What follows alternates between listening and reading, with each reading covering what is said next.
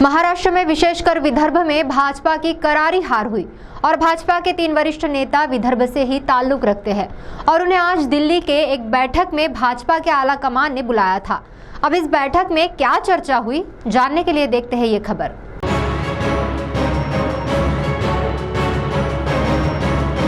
लोकसभा चुनाव के बाद विदर्भ में भाजपा को बड़े पैमाने पर पराजय का सामना करना पड़ा और इसकी जिम्मेदारी लेते हुए देवेंद्र फडणवीस ने राजीनामा देने की बात कही थी, मगर भाजपा के आलाकमान नेताओं ने उनकी इस मांग को ठुकरा दिया। आज मंगलवार को दिल्ली में भाजपा की एक बैठक हुई जिसमें विदर्भ के 3 वरिष्ठ नेता शामिल थे, जिसमें देवेंद्र फडणवीस, सुधीर मुनगंटीवार और चंद्रशेखर बावनकुले शामिल थे। विदर्भ में हुई करारी हार को लेकर इस बैठक में काफी विचार मंथन हुआ, ऐसी जानकारी सूत्रों ने दी है। जबकि देवेंद्र फडणवीस ने महाराष्ट्र में हुई हार की जिम्मेदारी लेते हुए अपने पद से राजीनामा देने की बात कही थी और उनके बाद एकमात्र सुधीर मुनगंटीवार ऐसे नेता है जिन्होंने राज्य के मंत्रिमंडल में कई महत्वपूर्ण जिम्मेदारियां निभाई है और इस बैठक के बाद हो सकता है कि सुधीर मुनगंटीवार को कोई नई जिम्मेदारी सौंपी जाए,